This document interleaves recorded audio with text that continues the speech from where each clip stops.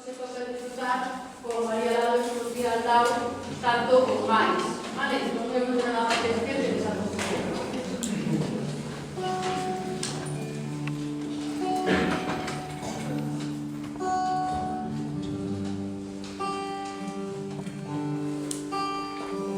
Namórame o teu corpo, Yocanán. O teu corpo é branco, como o lirio dun prado que nunca coñeceu Jadania. O teu corpo é branco como a neve que se deita nos montes de Xudea e escorre despois ata os vales. Nin as rosas dos xardíns da Raíña da Arabia son aínda tan brancas como o teu corpo, Yocanán. Nin as rosas dos xardíns da Raíña da Arabia, nin os pés da alba cando pousan sobre as follas, nin o peito blanco da lúa cando se deita no mar, e que non hai nada neste mundo tan branco como o teu corpo, Yocanán. Déixame tocar o teu corpo. Isto tan bonito, lamentablemente non o escribín eu, é unha cita. Así intenta namorar Salomé a San Juan Bautista en palabras de Oscar Wilde. The sun takes you down to a place near the river. You can hear the boats go by. You can spend the night beside her, and you know that she's half crazy, and that's why you wanna be there. And she feeds you tea and oranges that come all the way from China, and you're swinging. Da mesma maneira en que os paxaros seducen as maceiras, é dicir, esforzándose en acrobacias, insinuando as caricias que saben facer cas puntas das as, desprejándoas moito. E da mesma maneira en que as maceiras cortexan os paxaros, é dicir, tremendo levemente, cobiçando a extrema das follas milésimas do roce dos animais en voo, ofrecéndolles en brazos acolledores a pouso. Men could see him be there, all men shall be sailors then, until the sea shall free them back. Desa maneira, é dicir, picando a fruita apenas co peteiro, sen chegar a descolgala tan sequera dos beixos da árbore, tomando só o bocado xusto, o máis corentoso. Pois dese modo, nos amamos.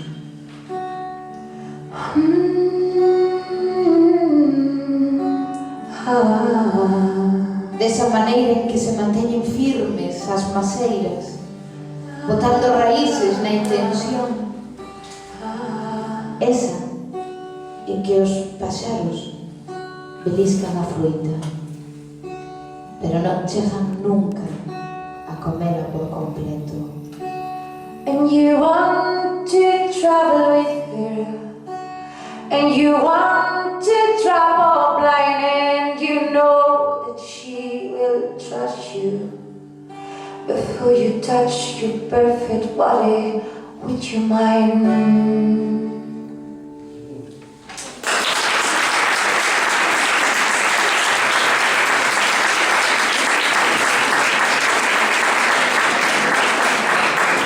Moi bons días, Lalín, al completo, casi. Ben, moi bons días, somos María Lado e Lucía Aldao, ou Lucía Aldao e María Lado, sempre o dixo ben e hoxe dixeme a mí de primeira. Somos Lucía Aldao e María Lado, e máis conocidas como esa cousa impronunciable que é Aldao Lado, que non é outra cousa que os nosos apelidos. E hoxe estamos moi felices de estar aquí compartindo este anaquiño de mañá con vos. Vos estades moi felices porque non estades na clase e nós estamos moi felices porque non estamos na casa. Así que felices Toda alegría. para todos, e ben para todos. Ben, normalmente, bueno, nós somos poetas, xa vos daría desconta, Lucía ademais ten a habilidade de cantar moi ben e tocar a guitarra, pero en esencia somos poetas e vimos aquí representando o subxénero da poesía. Pero ademais... Pedimos máis silencio que o que normalmente se require para este tipo de actividades porque temos un problema co son e a guitarra non soa, por exemplo, entón, se podemos estar así caladiños, sería bastante guai. E se non, pues montamos bulla e a ver o que sale de aquí. Ben, a verdade é que sempre decimos que somos poetas porque non valemos para nada máis. Intentamos ter diferentes oficios ao longo da nosa trayectoria e nunca fomos capaces, así que non nos queda máis remedio que ajocharnos na poesía, que é o único que sabemos facer e que ademais danos de comer. Cando vamos aos centros de ensino, como hoxe que estamos aquí, normalmente adoitamos a contar a razón pola que somos poetas e nos dedicamos a escribir. Hoxe vou contar a esos dous compañeros vosos que lle interesa especialmente. Lucía e máis eu somos poetas gracias á educación pública deste país. Continúa, querida amiga Lucía. Continuo, querida compañeira María. Bueno, eu, por exemplo, sitúo os inicios da miña carreira literaria logo polos 11 anos. Eu cursaba sexto da desaparecida en Javer, que equivale a sexto de primaria, e lembro perfectamente o día no que a miña profe de galego chegou a clase e como de deberes para o día seguinte puxonos unha redacción de tema libre. Eu nunca me vira con semejante cometido por diante e cheguei a casa e lembrome como me sentei a escribir a historia de Telma, a rapaza de manteiga, unha historia cojonuda e trepidante. Ahora acabo de venderlle os dereitos a Hollywood. En breve podedes ver nos cines da comarca pois unha superproducción del Copón que fala da historia de Telma, a rapaza de manteiga, unha tipa cunha vida complicada porque é jodido ser de manteiga, non é calquera cousa. Imagínate en Lalín, 15 de agosto, ser de manteiga. Unha putada. E de por riba, claro, andaba na busca do seu mozo de unto e non lle era fácil. Bueno, o caso é que Telma era unha tipa moi guai, pero claro, era diferente porque era de manteiga. E no cole todos e todas se rían dela. Nunha ocasión quedaron encerrados os seus compis e as súas compis e para que non morresen de fame nesa hora e media que deberon quedar encerrados, pero eu xa debía de empezar a notar esa fame adolescente, que non podes estar 2 horas sin comer, e para que non morresen de fame, Telma autoamputouse un braciño e doulle de comer aos seus colegas. O sea, era unha tipa moi guai. A partir de aí, pois xa Telma era das guais, o cole pasou a chamarse a escola de Telma, a rapaza de manteiga, porque lle salvara a vida aos seus compañeiros, etc. Bueno, esa carallada que eu escribí con 11 anos, o día seguinte, cando cheguei a clase, linlla os meus compañeiros e compañeiras, a miña profe tamén, e gustoulle moito a todo o mundo. E eu fui moi feliz de ver que lle gustara. E eu tamén decateime de que fora moi feliz a tarde anterior escribindo ese relato. E nese momento dixe, bueno, pois, Lucía, tonta serías se non quixeses pasar o resto da tua vida dedicándote a escribir. Isto foi con 11 anos, agora teño 33, facede vos a resta, pero bueno, aquí estamos. 22. 22, moitas gracias, María. Tuve todo o camiño de Forcarei... Ahora está fardando de coñecementos matemáticos, pero está diante dunha muller que non sabe a tabla de multiplicar. Pero restar, sí. Ben, Pullita. efectivamente, eu son poeta, entre outras cosas, porque non sei a tabla de multiplicar. Isto é verdad, eu nunca aprendí a tabla de multiplicar, sempre fui unha alumna de sobresaliente, cando estaba cando era rapaza os meus profesores non me suspendían matemáticas porque lle daba vergonza, porque sacaba moi boas notas en todo, e entón durante moitos anos fui pasando desapercibido, ou cando menos quedou oculto, ese dato de que eu non sabía a tabla. E cando cheguei ao instituto pasei nas canutas, claro. Estaba en segundo de BUP, que creo que é cuarto de ESO, non? Sí. Estaba cheguei cuarto de ESO e era o último ano que tiñas que comer as asignaturas que non te interesaban. Despois xa podías liberarte e estudiar solo latín e griego, como fixen eu. E para que me fixo a mí falta estudiar latín e griego hasta agora? Pois aí está. Era todo por non estudiar matemáticas. Pero sempre, como non sabía a tabla, en cuarto de ESO tiñamos un profesor de matemáticas que nos intentaba explicar todo ese asunto dos senos e os cosenos. Os senos e os cosenos son unha cousa, hai un profesor de matemáticas, non sabes? Ahora imos a por ti. Eres o profesor de latín? Pois para todos eles, moi ben, encantados. Mira,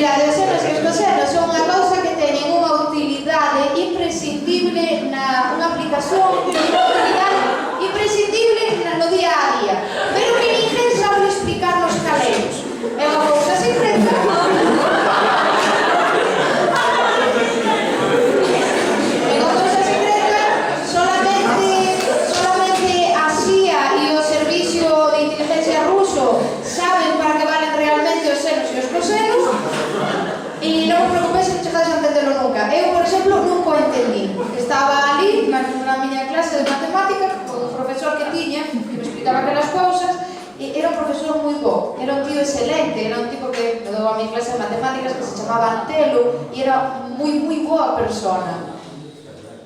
Era moi guai, Ahora, como profesor non valía nada. Agora, que pasa? El tipo tiña 34 alumnos e na primeira evaluación suspendemos 33. E nada.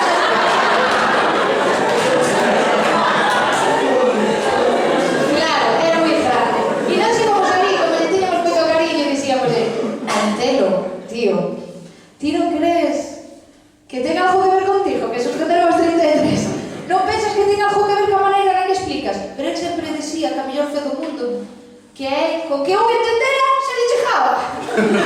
Dixemos, hombre, se poñemos aí o listón, pois claro, perfectamente. E entón eu nunca entendín aquelas clases de matemáticas, eu perdí no terceiro día e xa nunca me recuperei, claro.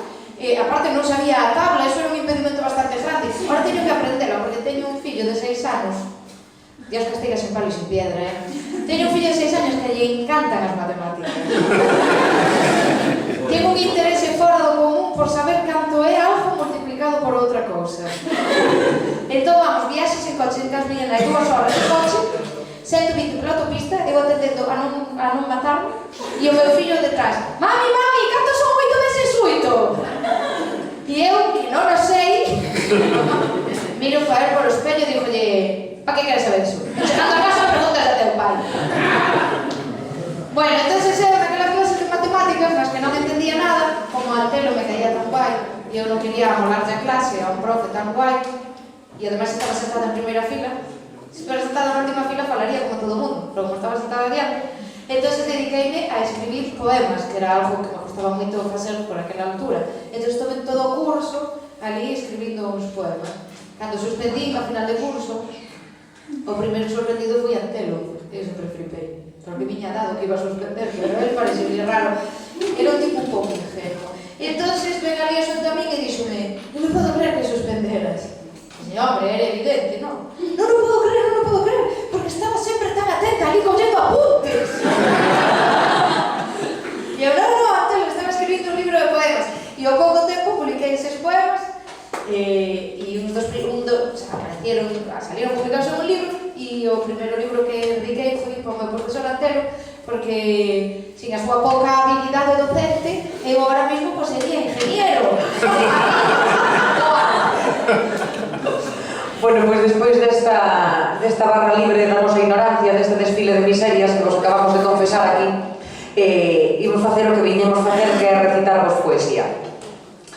O primeiro texto que quería compartir con vos leva por título un versiño dunha canción popular galega que seguro que vos sona algún ou algunha que di: a raíz do toxo verde é moi mala de arrincare, os amoriños primeiros son moi malos de olvidare. Por que para vos este texto? Porque creo que andades nesa idade deses amoriños primeiros, eses que son jodidos de olvidar. Pero desde estes 32 anos que teño, e ora xa non fago resta ninguna, está ben que saibades que os segundos amores e os terceiros e incluso os cuartos tamén son bastante fastidiados de olvidar. Bueno, creo que sí que está de nesa idade, igual se hai algún divorciado ou pagando pensións a outros fillos de outros ou esas cousas, pero creo que estades cos amores primeiros, de momento. Está ben que así sexa. A raíz do toxo verde. Esta é a historia que se sostén no recordo dos teus ombros. Nesa parte da cidade que se nega a dormir porque nós non o facemos, e no desexo de reclamarlle o Estado que nos conceda unha baixa por amor. Esta é a cara dura que propoño ante o corpo máis débil. Somos nós rifándonos os parques ou eu dormindo aínda na mesma cama na que te botaba de menos. A película vai diso, da posibilidade dunha noite enorme, da esperanza de que o verán dure 5 anos máis e de que saias da seguinte porta, da seguinte, non de calquera. Supoño que son demasiado inestable no que a menceres se refire e non me chegarían os dedos da cidade inteira para contarche as veces que o fixen mal. Pero tampouco me chegaría a profundidade das cousas profundas para que imagines a intensidade desta historia. Todo isto ten máis de verso que de verdade, pero ás veces penso que loitei para que non me gustasen as baladas, incluso propuxen prohibir o efecto da música sobre as gañas de que volveses, pero era mentira. Ninguén pode rebater certas teorías. O que cae, cae, e atravesa o chan 1000 veces se fai falta. A película vai diso, da certeza de que eu son quen de escribir cousas superalegres. E de paso, constrúeme un paseo marítimo acristalado que nos protexa de todas as resacas.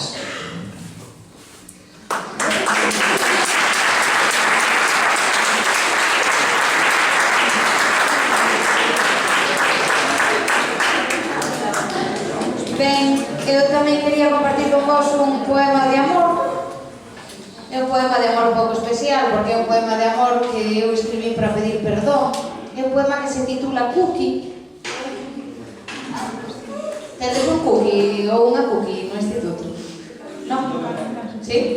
Non? Hai pouco estuvemos nun centro onde había un cookie, entón todo o mundo cando falamos de que o cookie é o seu oso de peluxe de María, arríase por el, pero o curioso é que había unha cookie tamén. A moza do cookie home perdeu o seu nome polo feito de salir con el e había un cookie e unha cookie.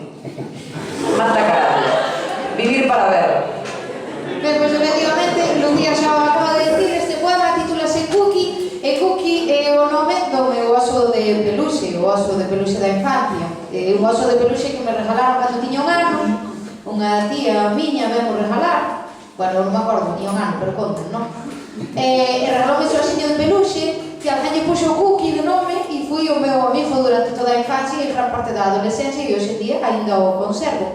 Entonces, hai que ver o oso hoxe en día. O sea, un oso da terceira idade consumido por unha terrible enfermidade, unha especie de lepra de oso, e dá bastante ternura e noxo ao mesmo tempo.